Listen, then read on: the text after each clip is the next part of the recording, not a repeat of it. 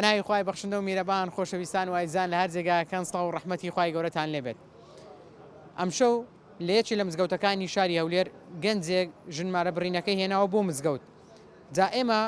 لە مسلمانان و لە مامۆستایانی مزگەوت دەپرسینەوانەی کە هاتوون بۆ پیرۆزبایی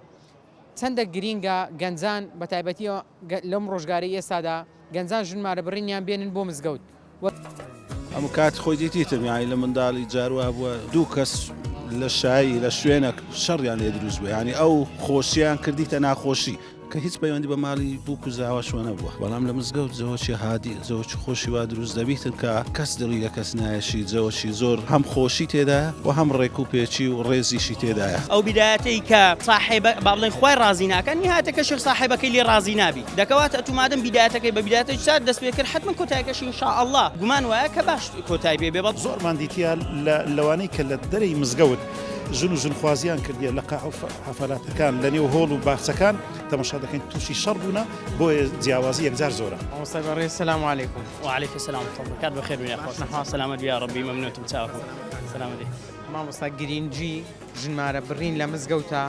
کۆبنەوەی مسلمانان وا دڵخۆشی دەربڕینیان جیاوازەکەی چیە لەوەی کە لە مزگەوتوا بێ و لە دەروی مزگەوتوا بێ؟ طبعا أولا بخير بين مسألة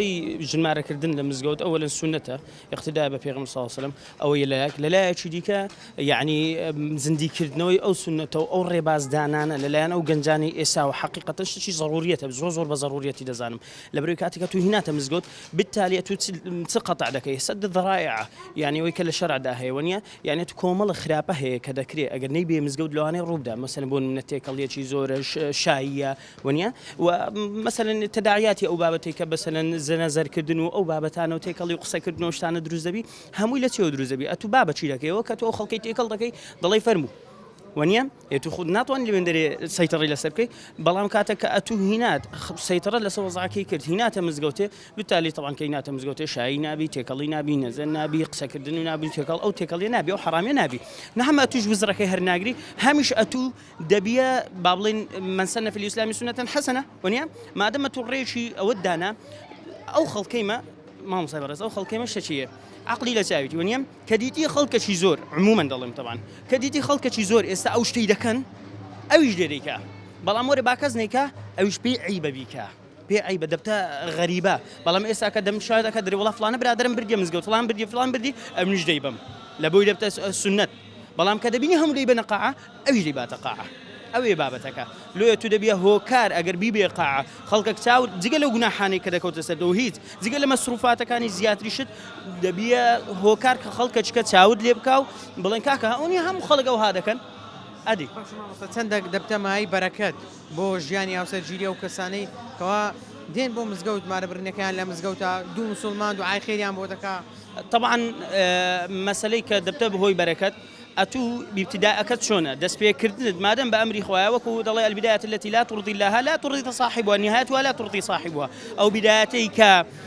صاحب بابلين خوي رازينا كان نهايتك الشيخ صاحبك اللي رازينا بي دكوات أتو مادام بدايتك ببدايتك ساد دس بيه كر حتما كوتايكش إن شاء الله جمان وياك باش كوتاي بيه ببلام سرتاكي بخواري دس بيه والله كوتايك عندك زور زحمة ڕازدەبتەوە. دکتۆر جیان سڵاوی خوای گەورەت لێبێ و بابزانم زیندووکردنەوەی ژنمارە بڕین لە مزگەوتە تا چەند گرینگە و سوودەکەشی چییە؟ بسم الله الحمد لله والصلاة والسلام على سيدنا رسول الله وعلى آله وصحبه ومن والاه. مزگەوت جاران تەنها بوو نوێژ نەبووە هەموو کارێکی پێویست لە مزگەوتە ئەنجام مەراوە بەڵام ێستا لەبەرەوەی زەمانی جیاکردنەوەی پسپۆڕیەکانە زۆر شت دوورخراوەتە لە مزگەوت و کێشەمان نییە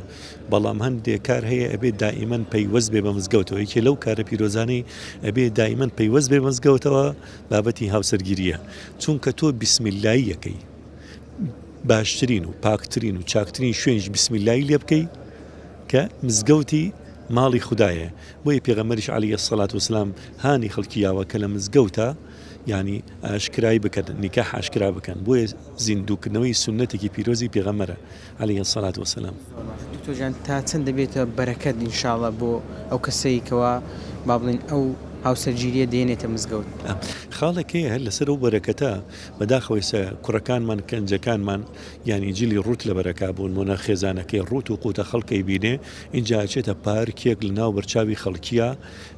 وێنەگرێت و خەڵکی سەیریەکەن و اینجا دوایە و وێنەگرەکە شەر بێگانەیە پێی نامۆیە پێی بەڵام ئەوانە ئەگەر بیانەوێ ژیانان پڕخێر و بەرەکە دەبێ بەیەکەوە دوای ئەوەی کەماراکرێن بەیەکەوە بێنە مزگەوت بەیەکەوە دوورکان نوێژی سنت بکەن هەر لە ناو مزگەوتەکە لە ماڵی خوددادا بپارڕێنەوە پەروەردگارە لە ناو ماڵی تۆدا دەستمان پێکردووە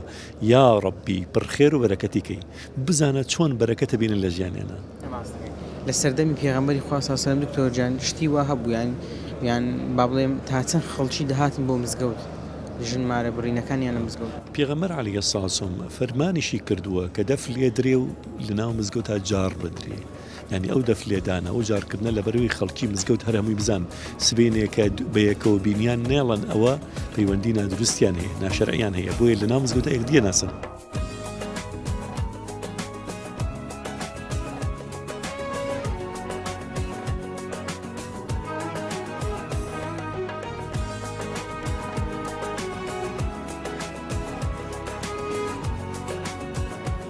والسلام لەبەرەوەی کە مزگەوت شوێنی عیبادەتە شوێنی بەرەکەتە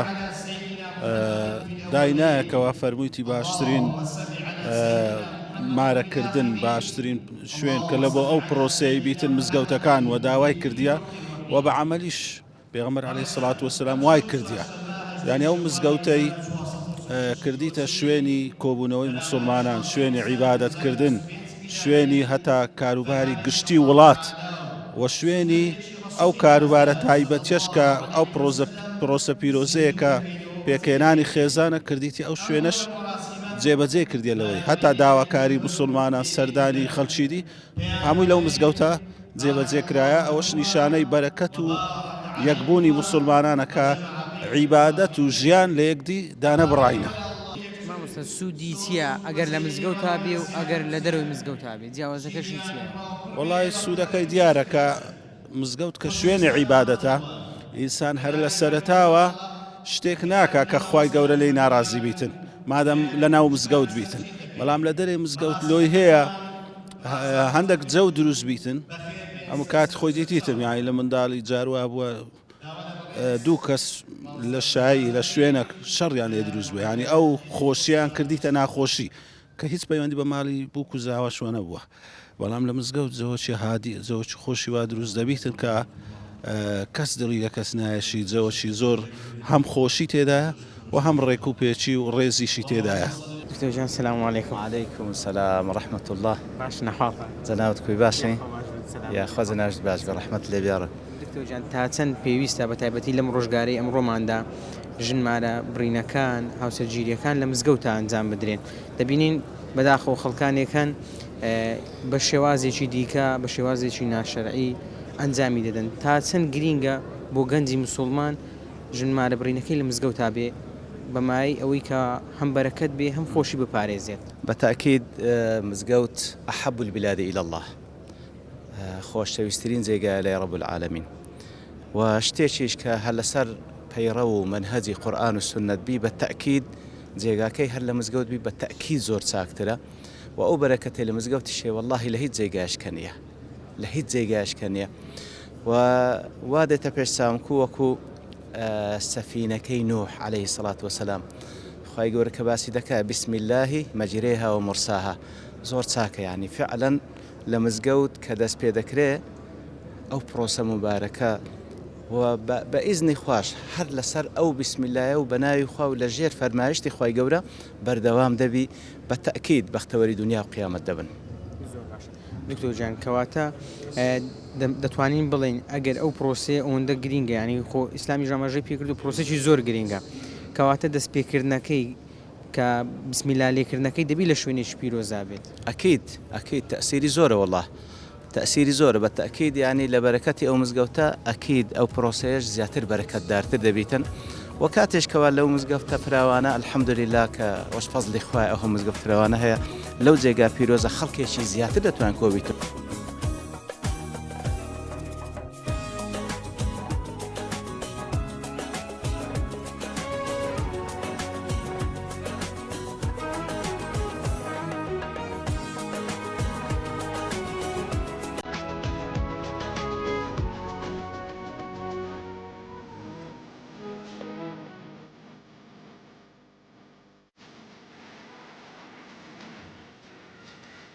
ئەم کات خۆی دیتیتم یانی لە منداڵی جاروە بووە دوو کەس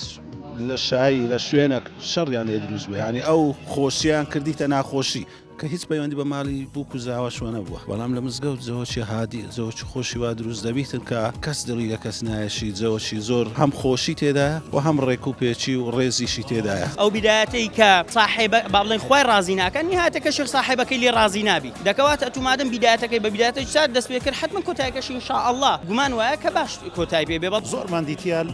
لەوانەی کە لە دەرەی مزگەوت ژن و ژنخوازیان کردیە لە قاع و حەفەلاتەکان لە نێو هۆڵ و باخچەکان تەماشا دەکەین تووشی شەڕ بوونە بۆیە جیاوازی یەکجار زۆرە ئەم کۆبنەوەی مسلمانان لە مزگەوتە بەهۆی ژنمارە بڕینەوە چەندە مای دڵخۆشی مسلمانان زۆر خۆش حقیقەتەکە ئەوەیە بەڕاستی کە پێغەمبەرەکە صلی الله علیه وسلم ئەو ڕێی هەر بزادی لە مسلمانان زەخر لێ نایکاوە نەزانە ئەگەنا ئەوە باشتر دەچێ باڕان تووشی گونا ئەو تووشی نەزەری دەبی هێرە مسلمان هەموو دانیشتینە و ئەو عادەسی دەخینەوە گوێ لە شتێکی دەکایسان شتێکی لێ وەردەگریەوی چش نەزانی شتێکی وەردەگری گرینگە بۆ ئەو گەنجانەی کەوا ژن دێنە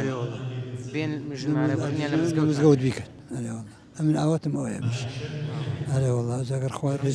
گەنجەکان دەری وڵە جا پێیان دەرێ مەرانکە بە بەناخ بەداخەوە هەندێکیان ئەوان خۆیان پێلەمە ئاخرتر هەندێکیان ئەوانی هەندێک ئەلاکولین خوا کاریان ڕازبینی ڕێگان هەرەتە کردی هەرەتا بە دوو نازم سکەتینیان ئەوان مسلمانێک دڵت پێ خۆشە کە حاکێ مزگەوت بەهۆی ژنمارە بڕینەوە ئەرێ وڵاکەوەی بۆ تێمەش هاتینە بەشداری ئەو چەند دوعای دەکەین والله ئەوەندی تااقەتی بەرو دەکەن ئینشاءالله لەو مسلمانە ئەرێ وڵادی ئینشاءالله سەربەرز دەبن بە ئەونی خوای سامیشە ڕووخۆشن والله خوای گەورە ڕووخۆشمان بکاتن لەبەرەوەی ڕووخۆشی یەکێکە لە سنەتی پێغەمبەری خوا صلی الله عليه وسلم و یەکێکە لە سەدەقەکان بە تایبەتیش لە مناسبەی خۆش ئینسان بەڕاستی ڕووخۆش بیتن لەبەرەوەی هیچی تێناچی و بەڕاستی ڕووخۆشیش نیشانەی ئەوەیە کەوە بەرامبەرەکە دڵی پێخۆش دەبیتن و زۆرێژ لە ئەوەی کە من خوێندیتمەوە لە توێژەرەکان دەڵێن ئەو کەسێک کە ڕووخۆشە زەردەخەنی لەسەردەوە پێدەکەنیتن تووشی نەخۆشیانیش کەمتر دەبی عربی تووشی نەخۆشی نەبی تووشی ناخۆشی نەبی سەلامەت مامۆستا کۆبنەوەی مسلمانان لە مزگەوت بە بۆنەی ژنمارە بڕینێ چەندە مای خۆشحاڵی مسلمانانە سەرەتا وەڵاهی کۆبنەوەی مسلمانان لە هەموو شوێنێک جێگای ڕێز و فەخر و شانازی پێکردنە لەبەرەوەی خوای پەروەردیگاریش دەفەرمێتن وأن المساجد لله فلا تدعوا مع الله أحدا وسەبارەت بە ژنمارە بڕین و ژنمارەکردن و مناسبات لە نێو مزگەوتدا دای عائشە بۆمان دەجێڕێتەوە دەفەرمێ أعلنوا هذا النكاح واجعلوه في المساجد واضربوا له بالدفوف يعني واضربوا له الدفوف دەفەرمێتن ئەو نیکاحی بێخنەنی و مزگەوتەکان ئیعلانی بکەن با خەڵک بێتن و هەروەها دەفەکانیش با لێ بدرێتن کەواتە بەڕاستی دڵخۆشی مسلمانان بە تایبەتی لە ژنمارەکردن لە مارە بڕین لەوەی کەوە خەڵکانی مسلمان ئێستامەوە دەبینین ماشەڵڵا دەم و چاوی نوێ ئەو ڕەفیقانی خۆمان کە بینەکە یەکدریمان نەدیتیا بەڕاستی جێگای خۆشە و من پیرۆزباییش دەکەم لەو بووکە و لەو زاوایەکەوە بەڕاستی ئێستا لێروکانە ژیانی هاوسەری پێک دەهێنین بۆیە پێیان دەڵێن بارك الله لهما وبارك عليهما وجمع بينهما في خير إن شاء الله جیاوازی چیە ژنمارە بڕین لە مزگەوتە بێ و لە دەرەوە بێ یان لە پارکێکا بێ لە هۆڵێکا بێ جیاوازی بینی عرض و عاسمانە جیاوازی ڕۆژهەڵات و ڕۆژ ئاوایە جیاوازی تاریک و ڕۆناچیە لەبەرەوەی ئەوەی کەوە لە مزگەوتە باسی خوایە باسی پێغەمبەرە باسی سەڵاواتە باسی دین و باسی شریعەتی ئیسلامە بەڵام ئەوەی کەوا لە دەرێ خوا پەنامان بدات شەیتان مۆسیقایان لە بۆ لێ دەدات هەر دەپڕن شەیتان لەگەڵیان دەبیتن ڕەنگە تووشی زۆرێک لە گرفتەکان بوونە ڕەنگە تووشی نەزەر و گوناح و تاوان دەبن ڕەنگە تووشی زەرەر و شەڕ دەبن زۆرمان دیتیا لەوانەی کە لە دەرەی مزگەوت ژن و ژنخوازیان کردیە لە قاع و حەفەلاتەکان لە نێو هۆڵ و باخچەکان تەماشا دەکەین تووشی شەڕ بوونە بۆیە جیاوازی یەکجار زۆرە مامۆستای عەزیز با بزانین ژنمارە بڕین لە مزگەوتە لە ئێستا لەم ڕۆژگارەی ئێستا چەندێک پێویستە حتما ئێستا لێرە لەو مناسبەی بەشداریمان کرد زۆر پێویستە بەڕاستی گەنجان لە مناسبەی حتما لۆمەش خۆشترە مەولود و مناسبەکان زیاتر دەبی بەڵام زۆر پێویستە بەڕاستی چونکە هەروەکو مامۆستاش باسی کرد مەسنە شوێنیتکە لەبەرەوەی ئەوانەی کە دەستن لەو شوێنانە وێنە دەگرن یان لەو شوێنانەی کە کات بەسەر دەبن بووکو زاوە نا وەرن لێرکوانە لە مزگەوت پرۆسەکە بێنە مزگەوت ئەوەی کە پێغەمبەری خوا دەفەرمێ دەف لێدەن خۆشی دەربڕن لە مزگەوتەکانەوە حتا مارەکردنیش لە مزگەوت بی ئەوە خێر و بەرەکەتی زیاترەوە ئینشاءڵڵا ئەو پرۆسەیەش هەر بەردەوام بی و زیاتر بی هەست دەکەم یعنی ئێستا بەڕاستی کەم بووە پرۆسەیە لە هەم مناسبەی مەولود لە مزگەوت کەم بووە و هەم مارەکردنیش بە هەمان شێوە کەم بووە بەڵام ئینشاءڵڵا لەمە دووە خەڵک هیوادارم و گەنجان پرۆسەکەیان بێنە مزگەوت چکە بەرەکەتدار دەبی و لە سەرەتای مزگەوتەوە دەست پێ بکەن حتمەن دوایش باش دەبی خوا سەلامەتتان بکە خواجە لەسەر بەرسان بکە خۆشحاڵم بەسەر چاو دەبا پیرۆز بێ زەماوەندی وە کە پەیڕاوە بە دەسووری خودا ڕابە براکەم زاوای موسڵمان تۆش خوشی بەڕێز بۆچی موسڵمان تۆش خوشی بەڕێز بۆچی موسڵمان زاوە بووکەکەی خۆی زۆر خۆش دەوێ ئەوەی تەواوکەنیان ئەوەش پێشکەش بوو بە برای خۆشەویستمان زاوە هەردوو لاخوای گەورە سەربەرزیان بکە هەم ماڵی بە ناوی بنەماڵەی بووکەوە و بە ناوی بنەماڵەی زاواوە پیرۆز لێدن یا ڕەبی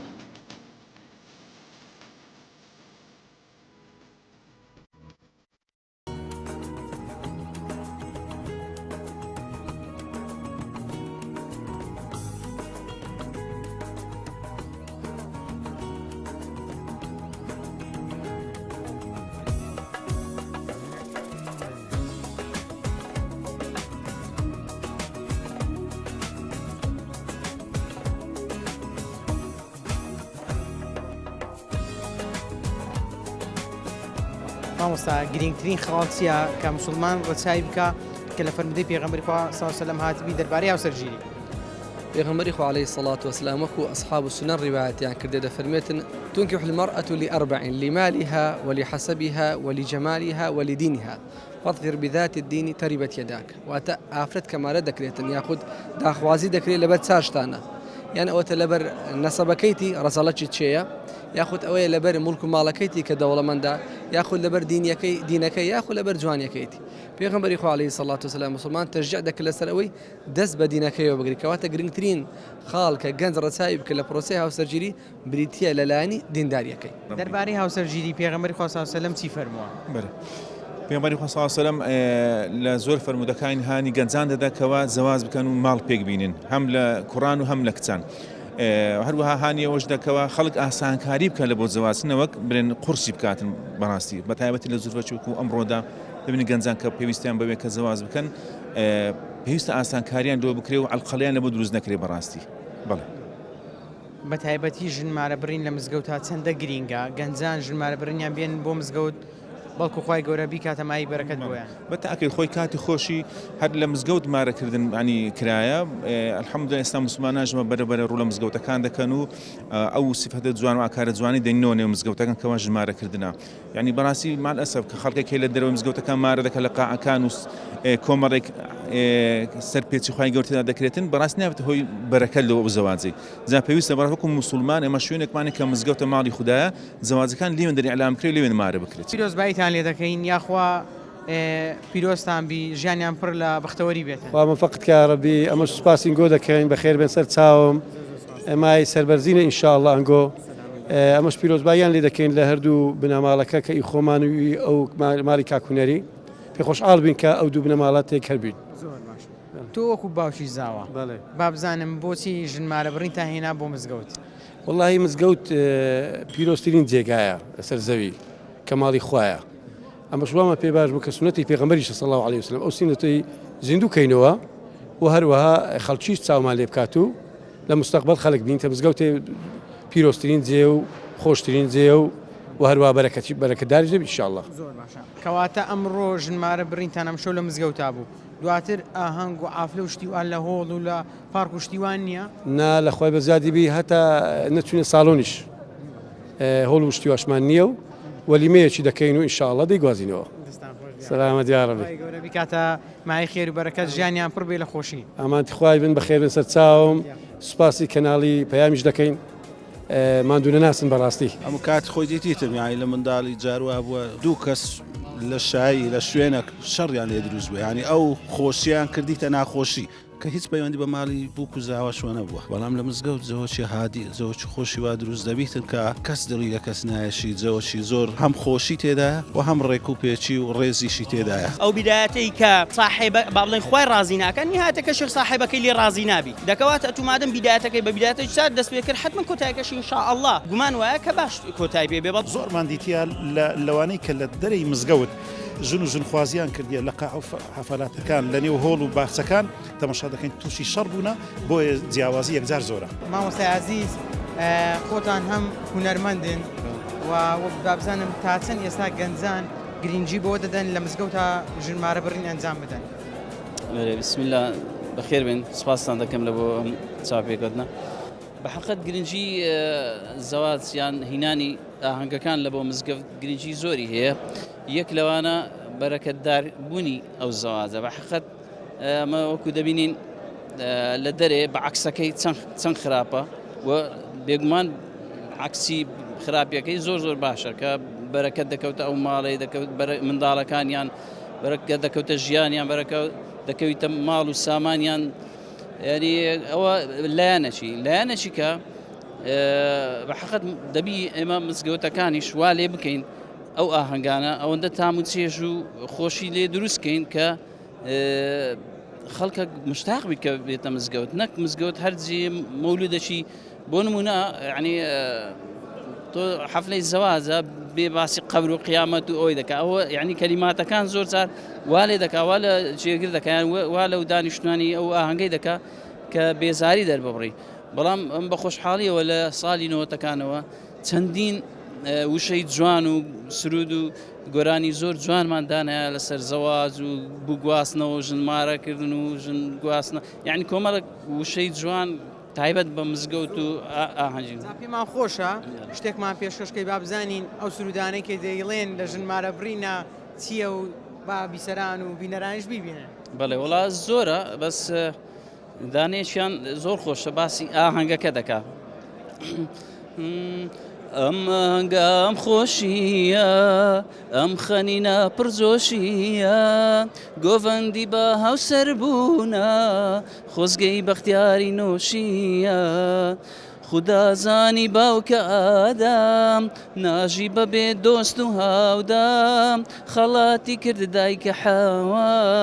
دۆستی خۆشی و شەریکی غام دۆستی خۆشی و شەریکی غام ئەوە دانەیە کە تەوان زۆر سرودەکان زۆرن وەختی خۆی تۆمارمان کردیە لە ئاهەنگەکان دەیڕێن پێم خۆشە یعنی ئەو ئاهەنگانە زیاتر لە مزگەوتەکان بی لە بۆ بەرەکەتدارکردنی ئەو زەواجیان و هەروە بەڕاستی مەسروفاتیشیان لەسەر کەم دەبیتەوە جانبی مادیەکەش هەم مادیەکە هەم لایەنە ئیمانی و معنەویەکە. بەڵای زان و خۆشەویستان ئەوەی کە بینیتان و بیستان وتە و سەرنجی بەشێک لە بەشداربووان و مامۆستایانی ئاینی بوو دەربارەی ژنمارە بڕین لە مزگەوتا و گرنگی ژنمارە بڕین لە مزگەوتە. جا من پێشنیار دەکەم بۆ ئێوەی گەنج ئەوانەی کە بەنیازم پرۆسەی هاوسەرگیری ئەنجام بدەن با ژنمارە بڕینتان لە مزگەوتا بێ خوای گەورە ژیانتان پڕ خێر و بەرەکەت بکە ژیانێکی بەختەوەرتان هەبێ تا پرۆگرامێکی دیکە بەخواتان دەسپێرم خواتان لەگەڵ.